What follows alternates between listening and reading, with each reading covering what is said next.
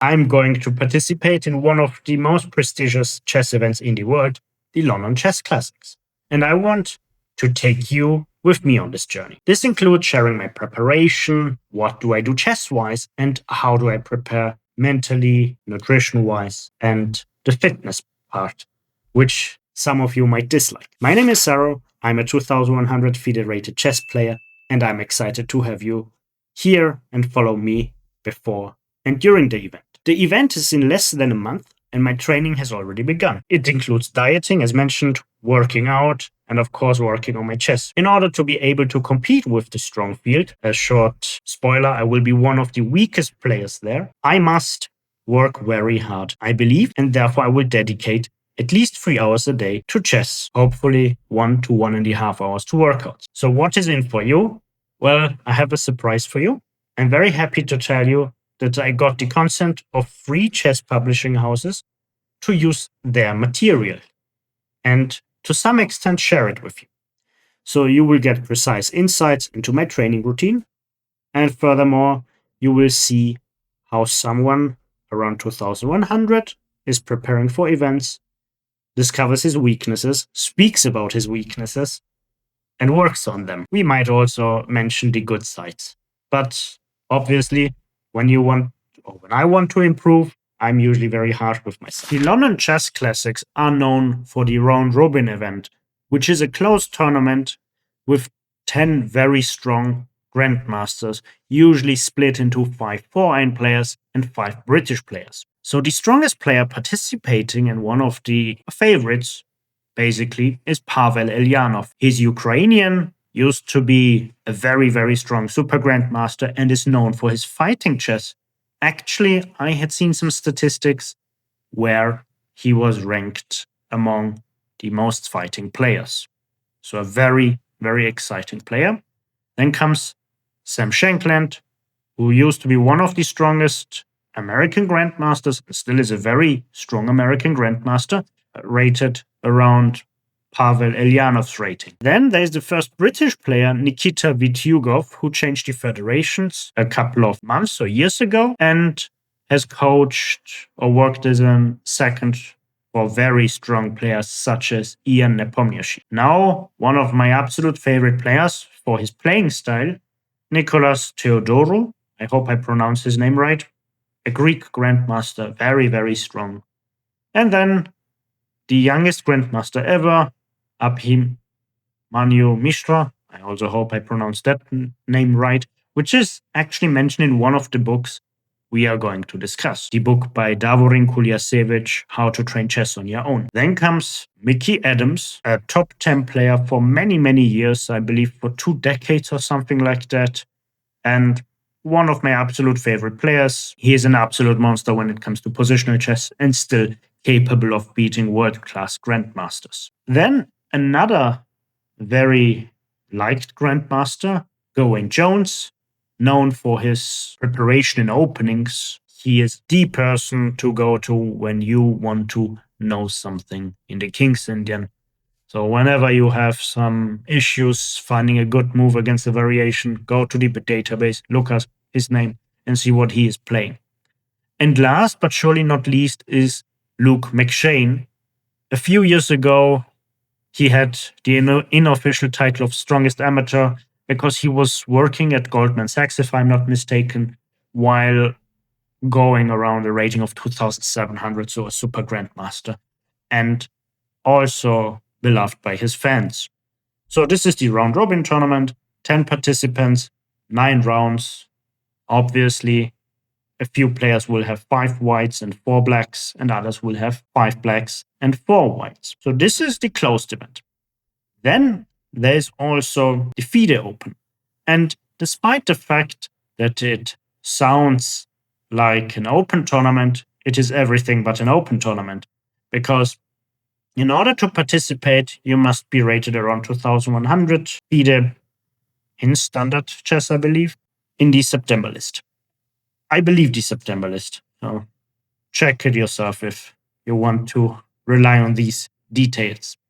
So above 2100, and I told you I am at around 2100. So let's download the updated participants list. And it's also very important to mention that the tournament is limited to 120 participants. It's a 9-round tournament containing a lot of very strong players like Daniil Jufa, Belimir, Ivic, and Anand Pranav, all above 2,600, which is an incredible high rating. Other than that, there are also some true legends such as Ilya Smirin, who used to be a very, very strong grandmaster, one of the top players, and also Viktor Michalewski, who has trained one of the very best, or a few of the very best players.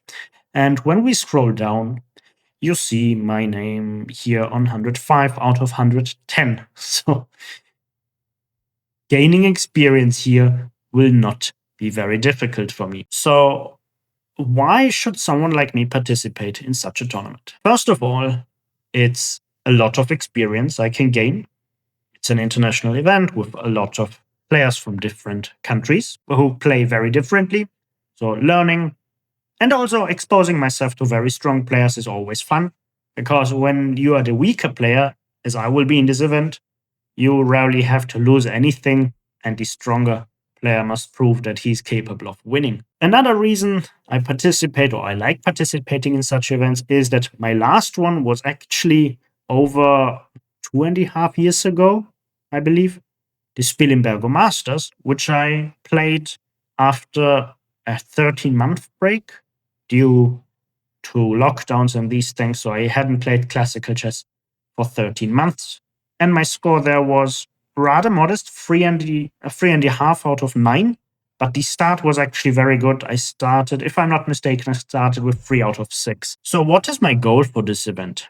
I have set myself the goal of, if everything goes well, I want to be in the top 60, which will be probably a performance of around 2,260 or 70, around this, which is 170 points above my rating.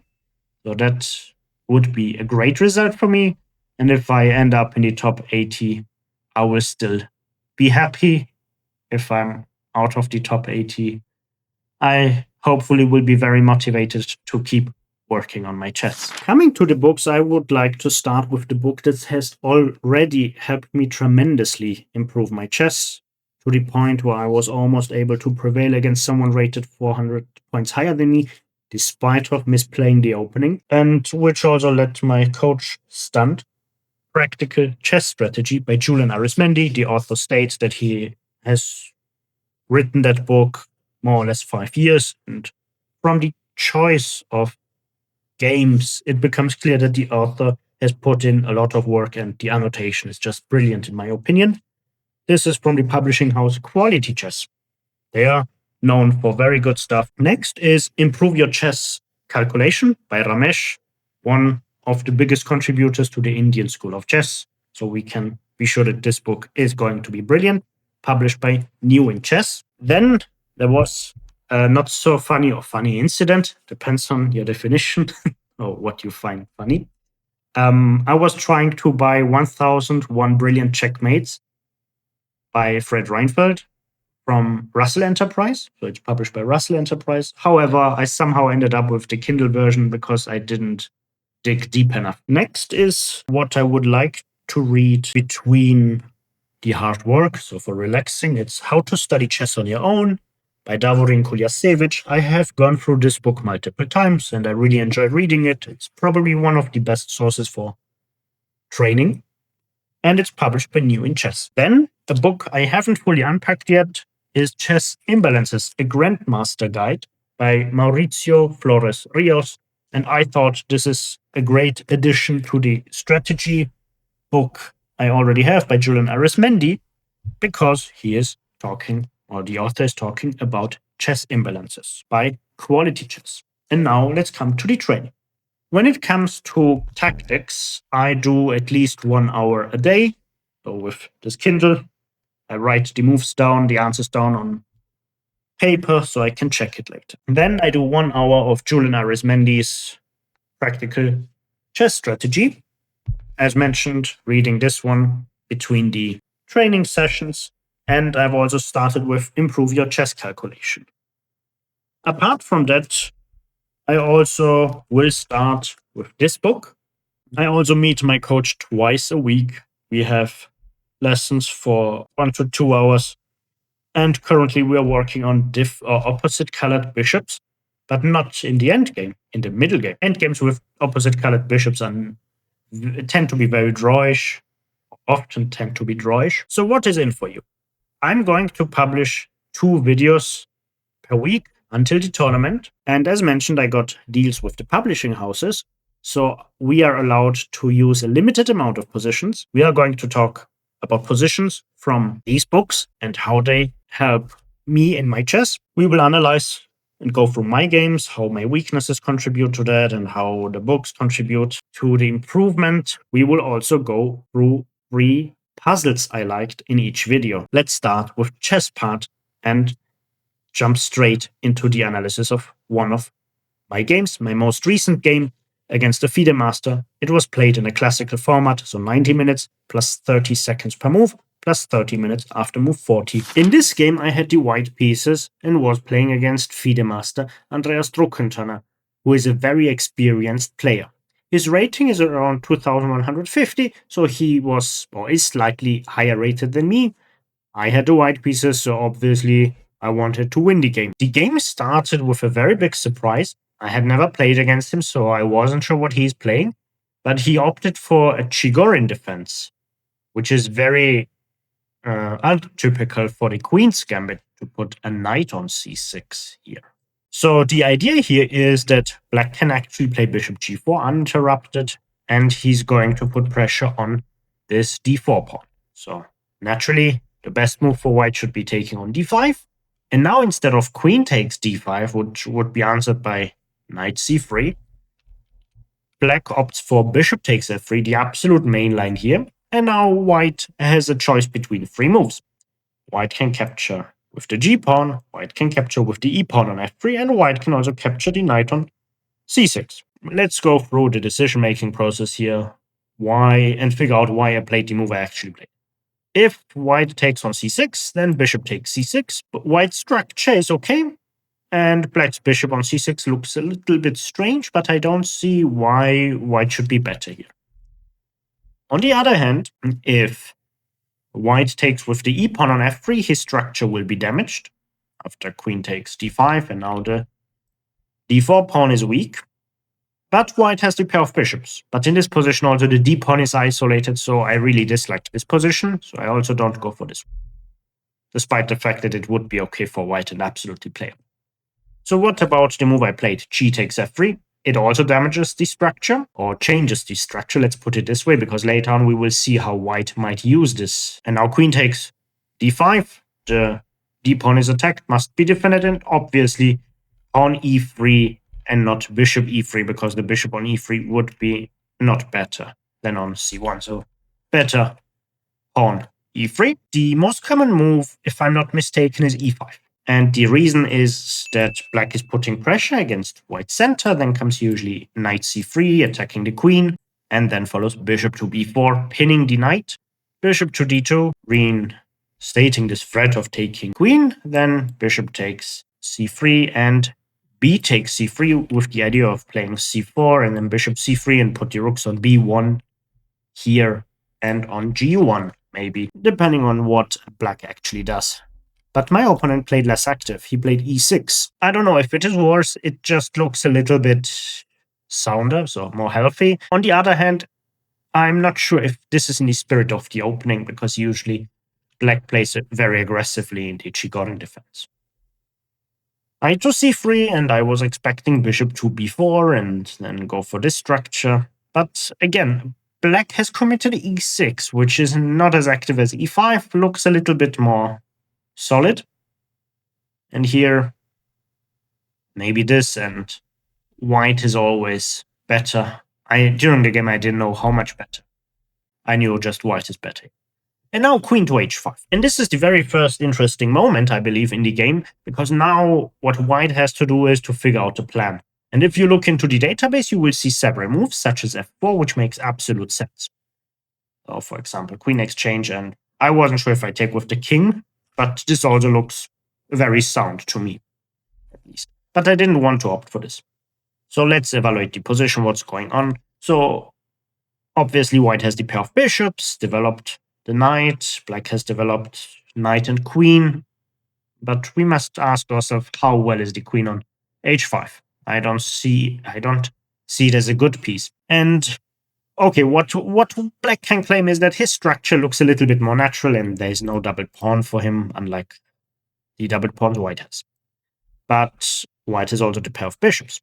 And here I thought I'd just go bishop to e2 and then later knight e4. And in order to go knight e4, we should maybe play bishop to d2 so we avoid the checks. On the other hand, I thought, what if I play bishop e2 and just f4? And then I recognized, then comes queen h4. And this might be a little bit unpleasant because I couldn't see how I approach this position and improve it, actually. So, no, it was nothing I wanted to get. I spent a lot of time and then finally played bishop to e2. Probably spent more time than I needed to. And this is one of the weaknesses I already have spoken about or touched upon. So, time management. Bishop e2 is a very natural move, should come naturally. Bishop d6. And now I want to talk about something very important. White is always threatening to play f4, so he has a stiff control over e5. Black is not going to be able to play e5 in the entire game, I believe. One mean of attack for black is already out of the game. And this is something very positive in my opinion. But here, after bishop d6, I was really unsure if I should play pawn h4 immediately or wait. As mentioned, I wasn't sure. I was also thinking maybe about knight e4. What I was pretty sure about is that, let's say we do what I played in the game, bishop to d2, that bishop takes h2 should never work. Because here, there are just too many threats. One idea would be to try to bring the knight over, the other would be f4, bishop f3. So white has many very healthy ideas, and it's just not worth the pawn. And just look at the king in the center on e1. It looks rather safe. I don't see how black wants to attack it. And this is something that is being discussed in the book by Julian Arizmendi. The king in the center, in a very specific position, in a Sicilian position, with the pair of bishops. Its colors reversed, but we will talk about that later on. So here, as mentioned, bishop takes h2 is not really a threat, so my opponent played knight g to e7. And something very interesting to mention here is also that I was trying to figure out if playing a3 makes any sense, and my point in trying to make a3 work is that bishop d2 might be a loss of time. We don't want to lose time in these positions, and maybe it would be good. But later on I decided, let's just stick to the principled moves here. Bishop to d2 should be good. And after knight g to e7, I was thinking, okay, now maybe let's play a3. And as you might see, the bishop is very limited on d6. And at some point, we might even be able to trap it. But this is in the far distance, and I wasn't really too enthusiastic about it, but it was an option.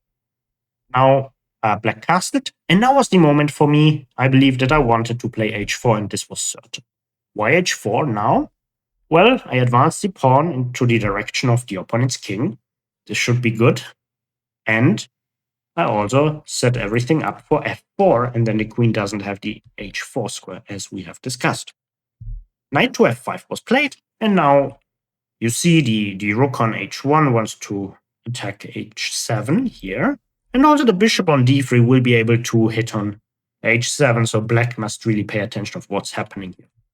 So pawn to f4. Obviously, black cannot go to h4 here because it's protected by a rook. Queen to h6. Also, ideas such as queen g6 should not really be working. Whenever this is played, we have bishop f3 defending the rook here. Let's make it green. And attacking the queen, winning time. So this is not good. Instead, in the game, queen h6 was played, and now here I started thinking of what I'm supposed to play. One idea that stood out to me was always trying to go for knight e4. Another idea was something along queen b3 and long castle, because actually, as you might notice, white hasn't finished his development, and it is already move number 13. So it's about time. Black has finished his development, but his coordination is rather bad. Almost no central control with pawns. White has a clear majority there, controlling much more space. And White also has the semi-open g file to attack the opponent's king, and this might prove to be very dangerous. So finally I settled for knight to e4, and my opponent played rook to d8 with very clear intentions. Rook fd8 is a very natural move and might prepare the sacrifice on f4. Why? Very simple. Let's say White plays something like queen a4, then bishop takes f4, e takes f4, and then rook takes d4 might be very unpleasant, or knight takes d4. Now if you count the pawns, you see that White has 5 pawns, Black has 7 pawns, and Black gave up a piece. However, the coordination of White here is not that great, and castling is simply not working because of knight takes e2 check. So here I was uncertain, to be honest, and I burned a lot of time, and this is just pointing to another weakness of mine. When my opponents play moves which I believe are threatening, I tend to spend far too much time making sure that I don't miss things, because the answer in this position is rather simple, I believe. So in the game, I played knight to g5. And just to point out the other possibilities of the Black player, if Black had taken here on h5, then bishop on h4, pardon me, knight takes h4, then bishop h5 is a very strong move. At least it seemed to me, because here now we are threatening to take on f7. Whenever this knight moves away, we just win some material here. And also generally this knight just looks weak. And very important to notice, if I just played something random, let's say I played something like queen to c2, then simply knight g2 check, and now my rook is unprotected. And here I'm obviously mated. So actually White needs to watch out for some things, but I believed that a move like bishop h5 is completely disrupting the coordination of the Black player. Here I thought maybe a move like this, and now the coordination of Black is just horrible, and a move like queen to f3 looks already very threatening. An idea might be to retreat with the bishop, and then the queen is basically trapped. So I thought that taking the h-pawn is no issue for me. But as mentioned, rook to d8 was played, rook f to d8, and now came knight to g5.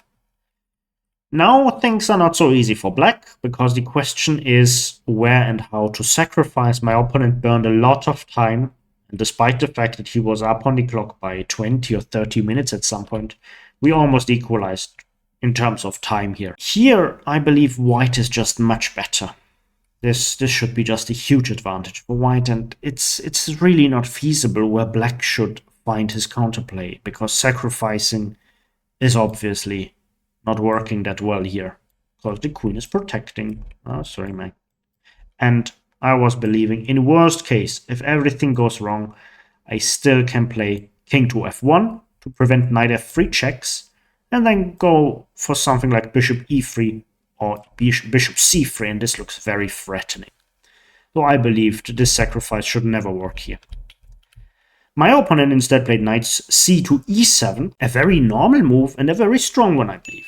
Why? In these queen's gambit structures, which is some sort of different to what we have here, but usually with the d4 pawn, Black seeks to play c5 or e5, and since e5 is not realistic, c5 is the way to go. Here again, I burned far too much time. I was thinking, maybe rook to c1, and he cannot play c5 because I just take and I win a pawn. But I came to the conclusion that I should just develop. So here, queen to b3, with the clear intention of castling, and now my opponent plays c5. And since white wants to castle, it's best to first take on c5, I believe. Because now the bishop must take, and white castles. Here, it is important to understand that the king on c1 is really looking bad.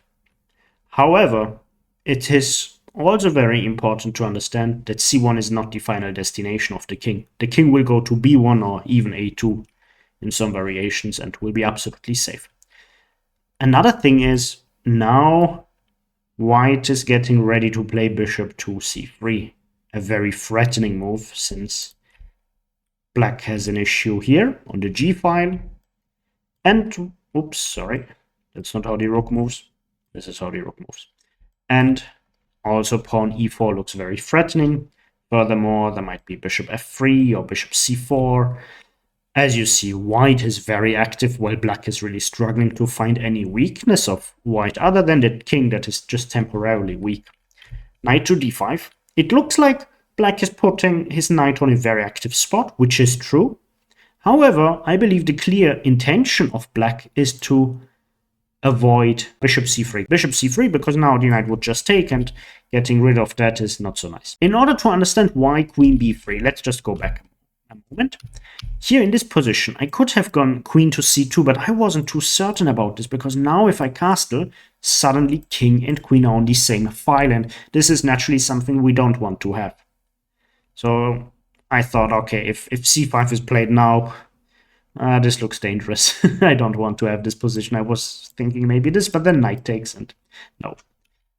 This is nothing we want to achieve, so therefore queen b3. Just as an explanation why I went for queen b3 and no other move. So knight to d5 played. As mentioned, I believe this is a highly prophylactic move against bishop c3, which is going to be a very annoying move. And now king to b1.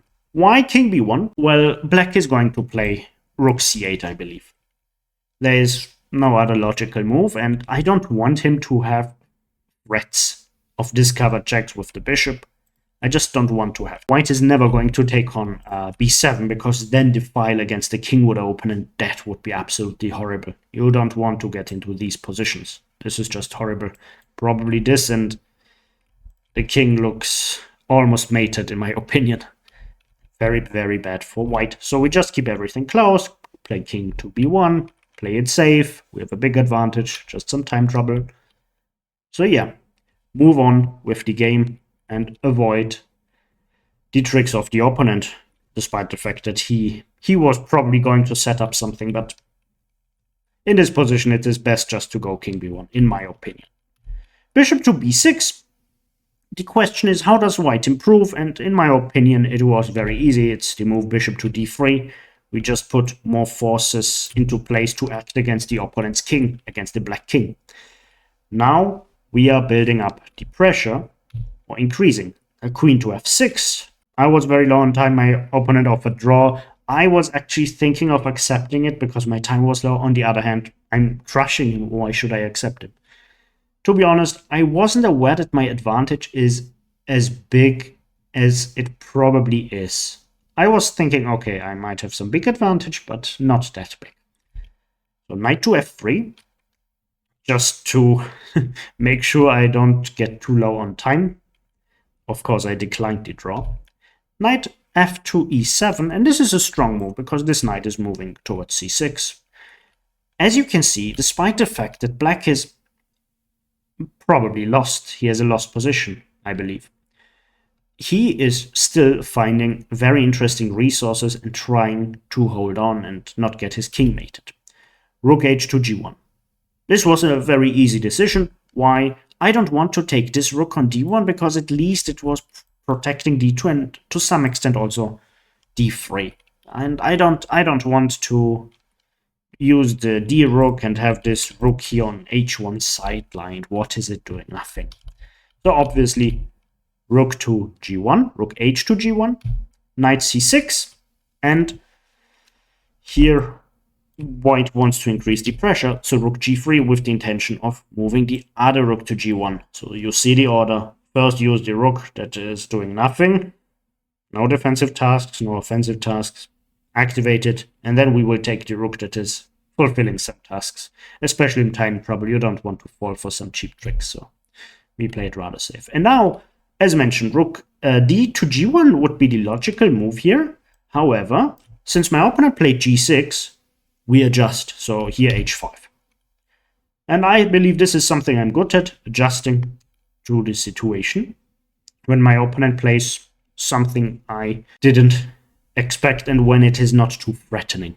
So I'm not someone who is just blitzing out dogmatically the moves. This might be one of the positive sides of taking your time and trying to figure out what the position is about. Still, we want to put pressure on the g file, and my opponent defends it. Very important. Let's just say he played something random like a5. Then we take once, we sacrifice the bishop, and we win the queen. And the queen is lost for almost nothing. It's too much. So what did black get?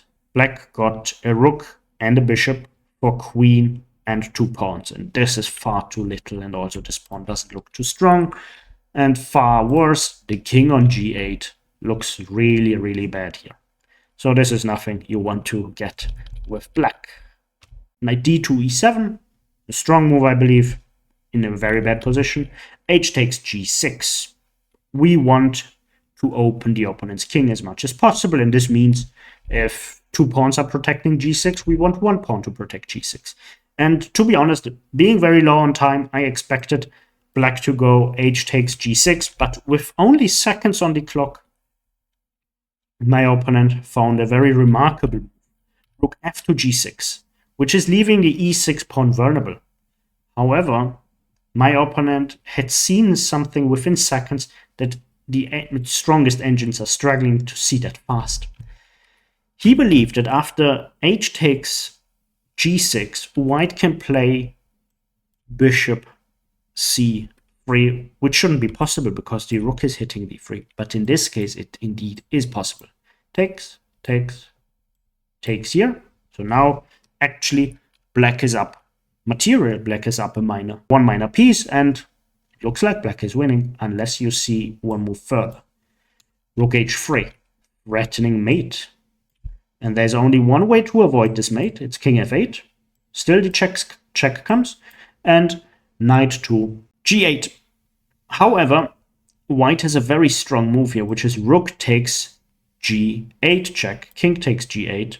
Now, the other rook, well, the remaining rook goes to h1 and is threatening mate, and there is no defense against this mate. Black can try to check the white king, but that's the only thing he can do, and black is absolutely lost here. So my opponent, only with seconds on the clock, saw something very, very good for white. So he went f takes g6, and now I saw a move, a very strong move and a very strong plan, but I was not brave enough to play it. I saw knight g5, knight d5, because now the pressure against this pawn is too much. But actually the point of knight g5 is that it's a double attack. It's attacking e6 and it's attacking h7. So knight takes h7, king takes h7, then there's rook takes g6. And black is experiencing very big issues, because now when the queen moves away, this is just mate. There is nothing black can do here. So this is too bad, and giving up the queen for this tiny bit of material is not going to work out. The king is still very unsafe, and white is going to checkmate within the next moves. Black is completely lost. So knight to g5 here had been very strong and very easy, and I even saw this knight takes h7 idea. I was afraid with only 30 seconds per move that I might blunder something, so I went bishop to c4. Probably not the best decision, but still winning advantage. Knight to d5. And now I played a strong move, pawn e4, and my opponent countered with knight d4. And here again, my opponent shocks me with a move, and this time I don't have enough time to figure things out, and I play rather quick. The right move here had been just capturing this knight. I was afraid of queen takes d4. It looks frightening. But actually, we also have a rook here. So bishop to d3. White is actually winning here. Later on, something like f5. And the white king is rather safe compared to the black king. However, in the game, I almost immediately played queen to a2. Well, relatively, I thought for 20 seconds. I only had 30. And then came knight takes f4. And now the position is already very, very difficult. This is basically not winning anymore, I believe. Nevertheless, I was in time trouble. My opponent was in time trouble. I took on f4. The queen took on f4. And then I took on e6 with check.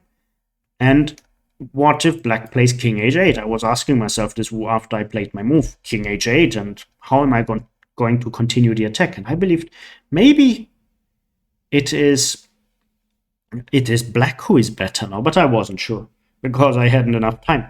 My opponent, however, took on e6, and this is leading to a forced mate. After queen takes e6 check is king f8, knight to g5, threatening this check, but also threatening rook f3. So there are too many threats, and also controlling the very vital f7 square. King to g7, and now simply queen e7 check, and suddenly black is completely lost. Whatever black plays, he's just going to be mated and resigned. There is no way to meet the threats. Here, what do we play here? Maybe take and check. This is also completely winning. Here, to be honest, I was very lucky. And I was really upset when I figured out that here, after bishop e6, it might be the case that I'm not winning anymore. Because I was dominating for how many moves? 28 moves.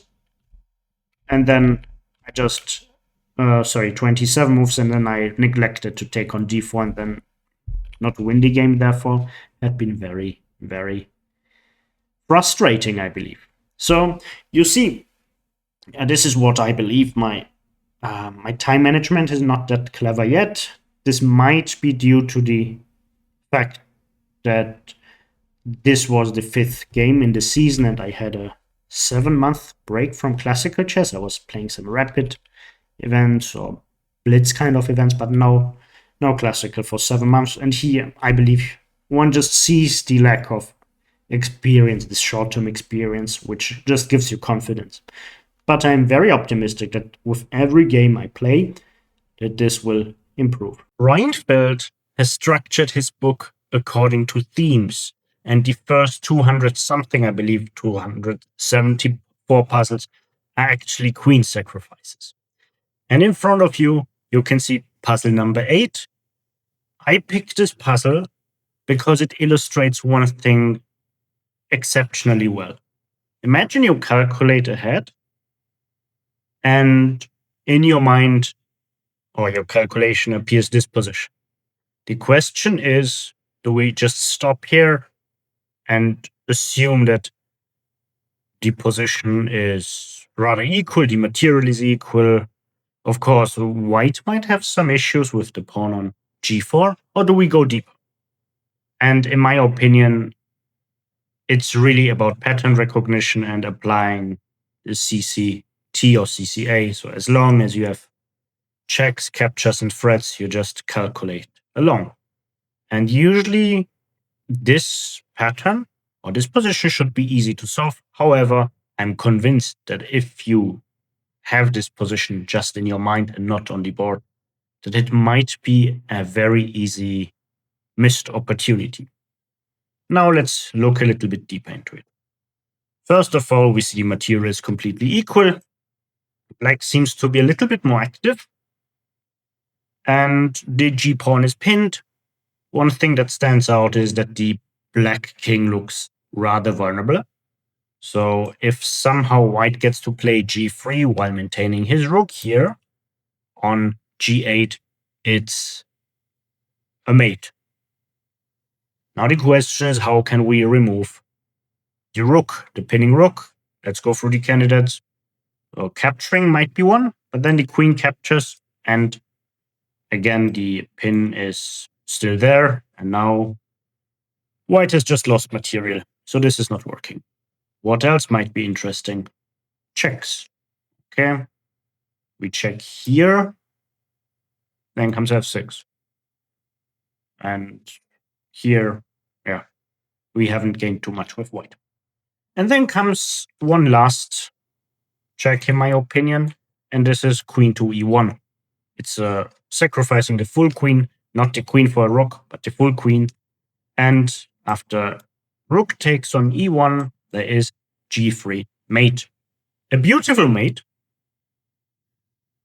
Rather easy to see once you have it on the board and you are forced to go into the variations. And I will tell you one of the reasons why I bought 1001 Brilliant Checkmates by Fred Reinfeldt. I read about it in Larry Christiansen's book on attacking, a very famous attacking player.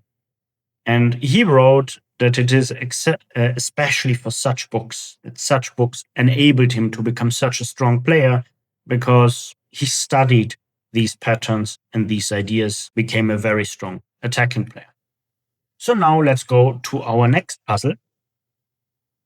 The past puzzle was number 8 from the book. This is number 40.